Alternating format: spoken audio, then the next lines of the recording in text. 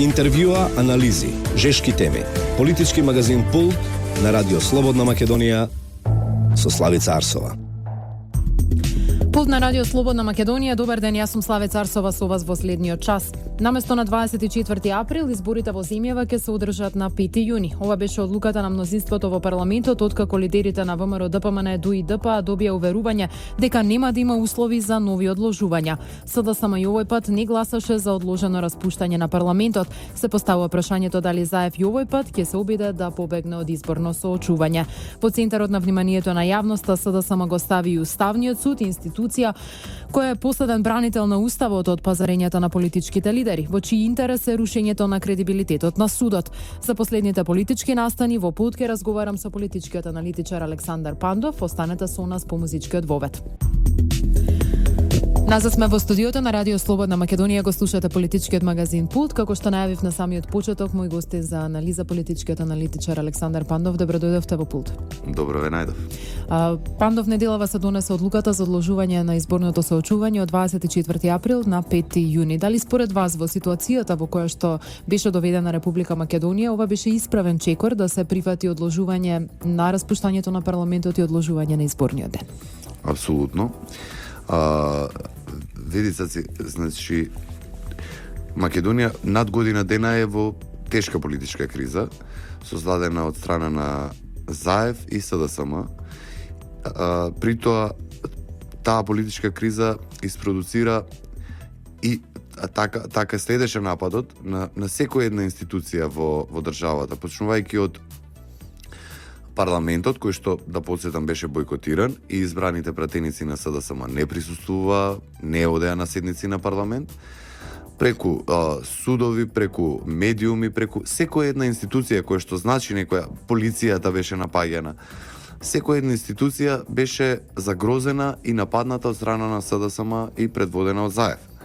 Како продукт на цела таа политичка криза произлезе Пржинскиот договор, кој што имаше неколку точки, некои 5-6 точки, и како завршна и најважна, според мене и според секој еден, или кога се прават такви договори, кога настануваат такви политички кризи, крајот на таа политичка криза е само преку избори, на кои што граѓаните ќе се одлучат која е таа политичка партија која што ќе ги предводи понатака ќе предводи државата. Договорот беше на 24 април, но сведоци бевме дека минатата недела, СДСМ успеа ќе ја наречам во наводници, меѓународна заедница, под која што подразбираме, нели, овие западноевропски амбасадори тука кои што се предводени од Соединетите Американски држави, да дадат соопштение и да излезат во јавност во кое што велеа дека сепак сите услови за 24 април се неисполнети.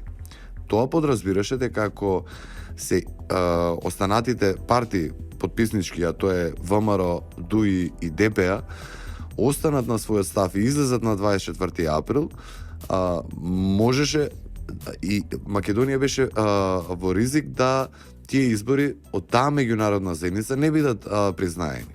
И во таква ситуација што сме направиле? Сме излегли на избори кои што ние ќе имавме повторно парламент, повторно влада, повторно се, но меѓународната заедница сепак е важен фактор. Сега да не навлегуваме зашто се е важен, но важен фактор и нормално е да бидат признаени тие избори.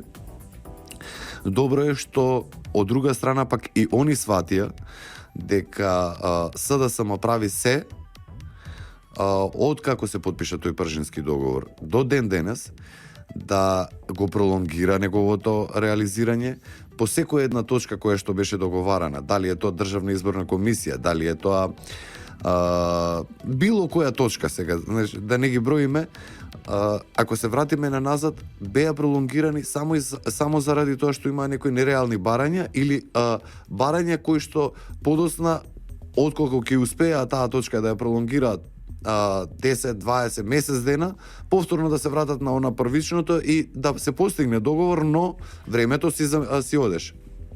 Мислам дека ова сега пролонгирање од месец дена е минимално, но најважното е што повторно ќе ја речам таа меѓународна заедница предводена од Соединетите Американски држави за терминот 5 јуни јасно се изјасни дека е прифатлив, дека они цврсто веруваат дека сите услови ќе бидат исполнети, односно еве и најважниот кој што и на 24 април ќе беше исполнет, но и за 24 април ќе беше исполнет, но еве како се вика државната изборна комисија ќе немала време нели да го прочисти избирачкиот список. Сега кодека ќе има можност и време и после тоа ние излегуваме на избори, кои што како што и кажа господинот Груевски, дали на нив ќе учествува или нема да учествува СДСМ, останува времето да видиме што ќе покаже. Какви се вашите очекувања? Ќе учествува ли СДСМ на избори на 5 јуни со оглед на тоа што 40 дена колку што е ова одложување на изборите не се период во кој што партијата ќе може да направи некакви, да постигне некакви резултати во однос на својот рейтинг или во уривањето на рейтингот на ВМРО-ДПМНЕ? Знаете, грешка на СДСМ е што од самиот почеток, односно години веќе наназад, тие не се трудат како нормална политичка партија да излезат со програма, со проекти, со луѓе кои што ќе ги извадат напред и ќе покажат дека ќе можат тие програми и проекти да ги реализираат.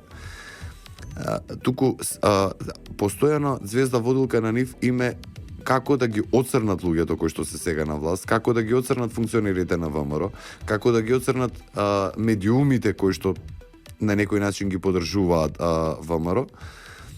И од самиот почеток, од кога почнаа тие и пред да почнат тие бомби, Заев успеа да ги увери своите членови дека он во свој раце поседува материјали со кои што после неколку пресконференции ќе успее да ја бутне владата на ВМРО и на таков начин, без избори, да дојдат на власт.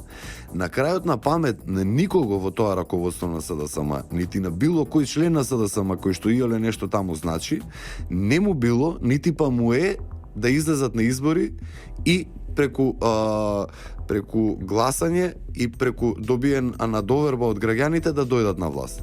Пак ќе повторам, кај нив цврсто уверување постоеше дека без избори они може да дојдат на власт. Сега, исправени пред тоа дека мора да излезат на избори, мислам дека многу им е тешко, почнувајќи од тоа дека не постои кај нив нити програма, нити било каков проект, нити па екипа на луѓе кои што ќе може таа работа да ја промовираат. И втора работа, што мислам дека воопшто не е втора, за мене е пред се прва, тоа е што Заев ја има приватизирано сега во моментов СДСМ. Таа е негова лична својина.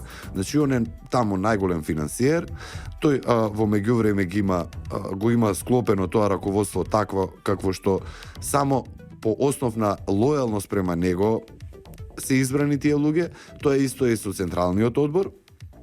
И да подсетам дека тој Заев во овие неколку години колку што се наоѓа на чело на тоа СДСМ, успеа на себе да закачи повеќе кривични пријави кои што му гарантираат долгогодишна затворска казна.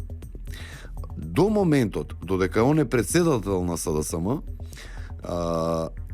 он е во ситуација да и понатака да продуцира проблеми и понатака да биде центар на внимание со сите тие проблеми кои што ги ствара и афери.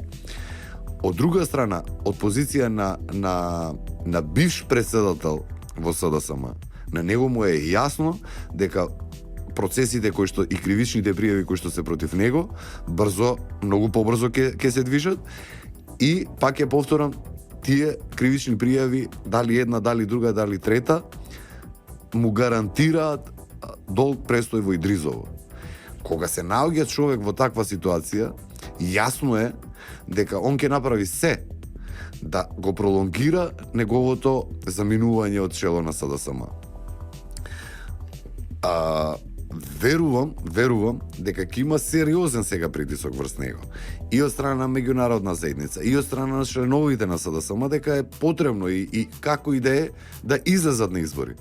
Но гледајќи му ги неговите потези, Повторно, кај мене постои голема сомнеш дека спасувајќи ја собствената кожа, нормално и кожата на раководството кое што е сега околу него, дека он ќе направи се за да ги избегне тие избори.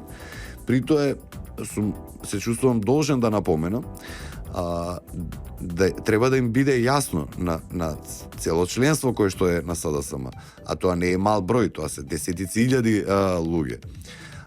Дека ако тоа се случи и ако СДСМ не излезе на избори, тоа нема да биде само крај за Заев и неговото раководство, тоа е гарантиран крај и расцеп на многу мали парчиња и на СДСМ. Значи, тоа е име гаранција дека они, после тие избори на 5 јуни, а не појавени на нив, без пратеници, нешто ќе ги чека долга опозиција, него верувам дека таа партија веќе нема да биде онаква како што ја сме ја познавале до сега. Пандов, правиме куса пауза за реклами и музика, се враќаме. Назад сме во студиото на Радио Слободна Македонија, во Пулт разговарам со Александар Пандов. Господине Пандов, видовме што се случуваше вечерта на 23 кон 24 февруари. Целата јавност, па и дел од политичките лидери беа во исчекување што меѓународната заедница ќе каже, дали може да имаме изборно соочување или не.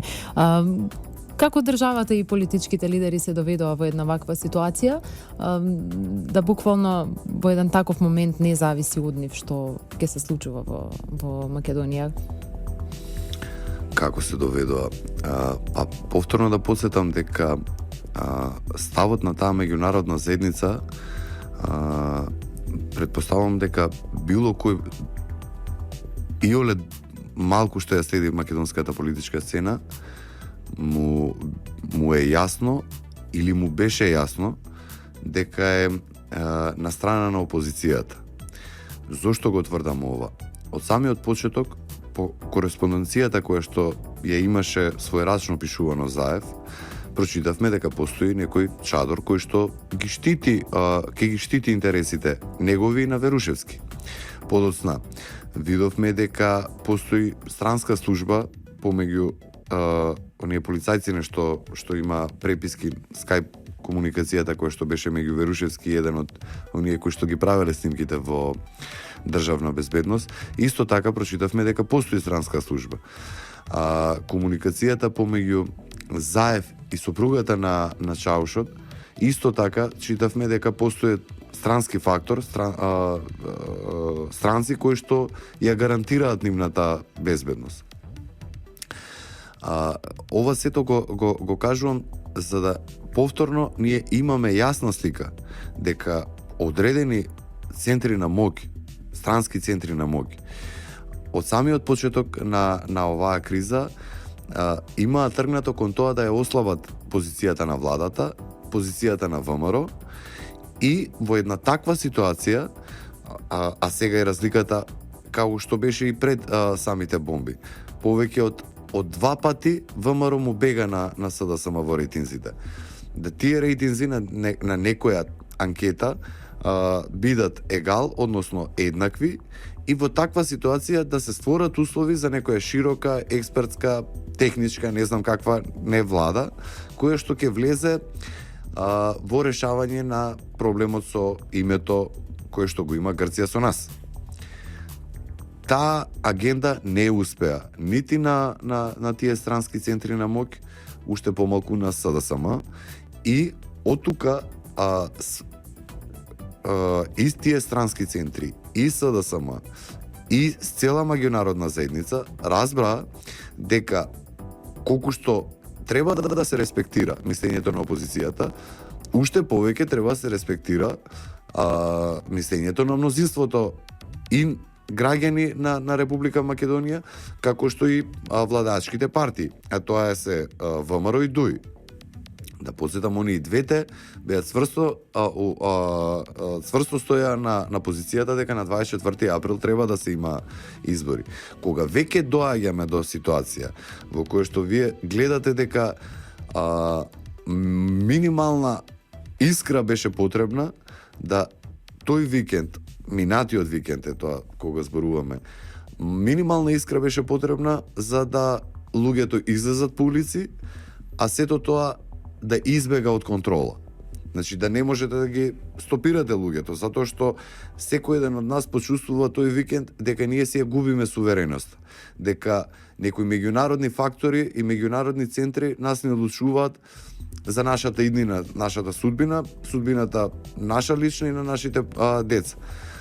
Тоа со една цврста, државничка, мудра позиција која што ја водеше Груевски и ВМРО, јасно им покажа кој е стопан во државата и дека едноставно само граѓаните и и партиите кои што го сочинуваат мнозинството и кои што ја имаат поддршката од мнозинството на граѓани во Република Македонија се тие кои што одлучуваат во оваа држава. Оној компромис кој што беше направен со 5 јуни, повторно ќе речам, е минимален ако се земе во предвид дека јасно е кажан ставот. Сите услови од Пржинскиот договор се исполнети и ние можеме да излеземе на фер, демократски и кредибилни избори на 5 јуни. Дополнително сите преговори и циркуси и циркузанти и несреки од типот на Ван Хауте се минато за Македонија и дека со сето тоа останува сега да ги слушнеме програмите, да видиме кампањата која што ќе ја презентираат политичките партии и да излеземе нормално со пречистен изборски список, сега да не се повторувам, дека Државната изборна комисија ги има сите ресурси, сите финанси, капацитети, што им се потребни за прочистување на тој избирачки список и како таков да со сите тие услови исполнети да на 5 јуни излеземе на избори. Верувате дека имат цврсти гаранции за да нема враќање повторно на зелената маса? Го споменавте Ван Хауте, значи ли има ли гаранции дека нема повторно да има пазарења и нови условувања за одржување на изборите? Па видите си, Ван Хауте може да се прошета уште некој ден низ град Скопје, да ги слика овие прекрасни објекти кои што ги имаме ние сега во меѓувреме изградено, да ужива во македонската храна, во убавината на македонскиот народ и подоцна претпоставам онаков каков што е никаков да си купи некоја поевтина карта, да си замине во Брисел и со какво сеќавање ќе си остане од Македонија, не знам, но далеку од тоа дека он веќе некогаш ќе може да дојде во Република Македонија и да изиграва некој фактор на одлука, медиатор или било што. Тој е јасно кажано и од страна на ВМРО, а колку што го слушнав и господинот Джес Бейли, дека тоа е минато и неговата мисија е тука завршена. Дека сите разговори и договарања околу Пржинскиот договор се исполнети. Ако веќе говориме околу медиумите, по не знам ти кој пат веќе да не се повторуваме, но постои закон за медиуми кој што е со европска знаменце на него, кој што ги исполнува сите европски стандарди и критериуми. Постои закон за избори во кој што јасно е кажано како треба да се однесуваат медиумите и санкции нормално ако пак тоа не го прават така. Така што мислам дека со сето тоа се завршени сите тие услови, предуслови. Што очекувате да биде главната карта на игра во периодот кој следи на Социјалдемократскиот сојуз, ако тоа не се нови условувања на зелената маса, ќе биде ли тоа специјалното јавно обвинителство? Види, СДСМ се доведени во една многу тешка ситуација. Ние ги паметиме како партија која што имаше големо влијание, имаше големо членство, како партија која што има правено големи, огромни митинзи, повлекувано огромни маси на луѓе. Тоа е сега што е СДСМ е само бледа сенка од тоа време. Во нив е собрано луѓе кои што нити имаат политичка идеја, нити политичко знаење како да го водат тој СДСМ и поради сето тоа е донесен до ова ниво на кое што е. Ке повторам, од нив не очекувам дека ние ќе слушнеме програма, дека ќе извадат некои проекти, како тоа ќе го подобрат живеењето во Република Македонија, како ќе ја намалат невработеноста, како ќе отворат нови компании, фирми кои што ќе вработуваат луѓе, како ќе го подобрат здравството, земјоделието. Ништо од тоа немаме слушнато од нив, нити поочекувам дека ќе слушнеме, но она што очекуваме е да се продолжи со онаа црна кампања, со негативна кампања која што ќе биде, мислам дека насочена кон одреден број на луѓе кои што они ценат дека, како се вика, они ценат дека имаат влијание во јавноста и само преку такви методи они ќе се обидуваат да го дискредитираат ВМРО и луѓето кои што ги поддржуваат, кои што ја поддржуваат политиката на ВМРО.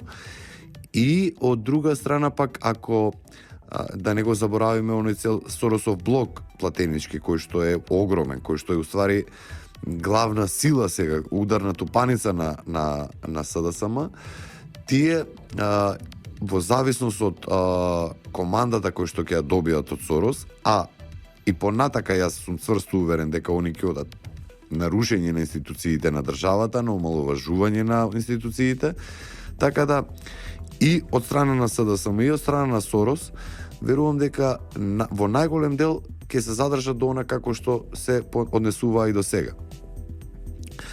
А очекување од типот некои масовни собири на луѓе не очекувам. Повторно верувам дека ќе се сведат на некои 30-40 луѓе, као што се собираа пред Сити Мол, или сега пред Уставен суд, или тука пред влада, но тоа ќе биде некоја шака јада. Тоа ќе биде реално многу минимален број на луѓе кои што се платени тоа да го прават. Вие ако ги погледнете снимките, те исти луѓе ќе ги видите на секој еден нивни таков собир. Сите тие 50 луѓе, ако тргнете, сетте до еден се на платен список од фондацијата Отворено општество или во македонската јавност попозната како Сорос фондација. Сите тие до еден се нивни платеници и затоа тие се приморани, затоа земаат плата, да земаат сега свирчиња, тенџериња, не знам што, и да се глупираат, да изиграваат кловни тука по улиците на град Скопје.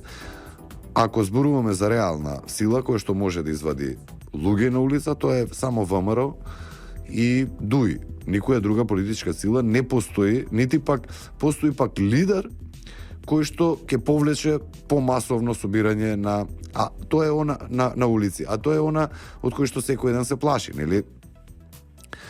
Верувам дека таа поддршка која што сега ја има во моментов по анкетите ВМРО, поради сите овие однесување на СДСМ во последно време, заклучно со ова од минатиот викенд, во кој што, пак е повторам во буквална смисла на зборот, они се обидоа да ја одземат сувереноста и таа сувереност да ја дадат на тој меѓународен фактор, на таа меѓународна заедница. Затоа мислам дека најбрутално ќе бидат казнети на 5 јуни и ќе сите фактури кои што и сите злодела кои што ги направија во оваа мината година на Македонија, ќе треба сега да се ги платат. Правиме уште една куса пауза и се враќаме со завршни прашања. Назад сме во Пулт со завршна тема со мојот гостин, аналитичар Александар Пандов. Пандов, гледаме, зборувавме за обидите за протести кои што ги има и во изминатиот период. Еден од нив е и протестот пред Уставниот суд. Она што би сакала да го искоментираме е како на рейтингот на една политичка партија влие чистата промена на ставовите. Популарно еве го викаат и за евизам, наменување на ставови од денеска до понеделник. И во случајот со Уставниот суд имаме една таква ситуација, каде што пред 7 години Социјалдемократскиот сојуз вели дека е противуставно да се укина помилувањето за одредени кривични дела, сега ставот се минува. Колку тоа влијае и на самата партија? СДСМ одавна меѓу граѓаните не е перципирана како сериозна партија. Поготово со доаѓањето на чело на партијата на Зоран Заев и неговата заменичка Радмила Шекеринска, тоа на луѓето им беше и повеќе од јасно, имаа веќе доволно време да ја докажат нивната несериозност. Премногу често ние имаме можност да во еден изден да менуваат ставови. Значи, од Сабајле една е изјавата, на пладне е друга изјавата, вечерта трета е изјавата. Лошо е што Заев е лидер на партијата и неговите лични ставови луѓето ги препознаваат како ставови на СДСМ. Исто втора, не е втора, можеби прва работа лоша за Заев е што критериумите, перцепцијата на луѓето кон политичарот се сменети. Значи, поминато е одавна времето кога луѓето беа навикнати да од политичарите слушаат за планини и езера, за гори и мориња и на крај да добиваат глобузи за сето тоа. Луѓето навикна да она што ќе им биде ветено од политичарот, што ќе им биде ветено од партијата, да биде исполнето. Тоа ВМРО цврсто работеше на таа работа. Никола Груевски долги години има работено на својот имидж и има изградено и уверување кај луѓето дека она што ќе го каже господинот Груевски, кој што ќе го вети пред граѓаните, ќе биде исполнето. Зашто ова го велам? Затоа што пак сега во исто време опозит го имаме Заев и неговиот СДСМ. Да константно имаме промена на ставови, промена на видување, промена на политики. Една константа има, а тоа е и тоа нема промена во тоа, тоа е онаа негативна политика, негативна кампања која што води прљав начин на водење на политика, стилот на примитивизам кој што го внесе во политичкото живење. Значи, ние не се сеќаваме дека и во најраните 90-ти години волку ниско ниво на водење на политика имал некој било кој од политичарите. Тоа, пак ќе повторам, мислам дека луѓето премногу јасно го имаат препознаено. Сега, во сечив дом има ТВ уред на кој што имаат по 50 на канали луѓето да бираат што да гледаат, која информација ќе слушнат. Постојат не знам колкав број на радиостаници, на дневни вестници, на портали веќе па мислам дека над 50-тина. Значи, секој еден пред себе има компјутер, има паметен телефон. Имаме Facebook профили. Секој дневно информациите за она што не интересира, за изјавите, за ставовите, за политиките на политичките партии и на политичарите, ние ги впиваме, ги слушаме, ги дознаваме и од тука градиме ние своји видувања за нив. Ке повторам, парадоксот е што од една страна за секој еден од нас ние лествичката на верба во политичарот ни е издигната до највисока граница кога се работи за Груевски и за ВМРО, и од друга страна како пандан на тоа, пак како опозит на тоа, го имаме Заев и неговиот СДСМ, кои што отворат уста, лажат. Тоа е препознаено од граѓаните, тоа е видено од луѓето, од народот, и сега на 5 јуни ќе имаме можност да секој еден да земеме пенкало во рака и да го наградиме или да го казниме однесувањето такво и на политичарите и на партиите. Александар Пандов, во пулт на Радио Слободна Македонија, ти благодарам што беше овде денес. Благодарам на поканата. Почитувани слушатели, овде ќе се одјавиме. Ви благодарам што бевте со пулт. Останете со програмата на Радио Слободна Македонија. Се слушаме идниот петок во терминот од 11 до 12 часот. Јас сум Славица Арсова, уредник и водител на оваа радио емисија, емитувана на 26 февруари 2016. Пријатно. Интервјуа, анализи, жешки теми. Политички магазин Пулт на Радио Слободна Македонија со Славица Арсова.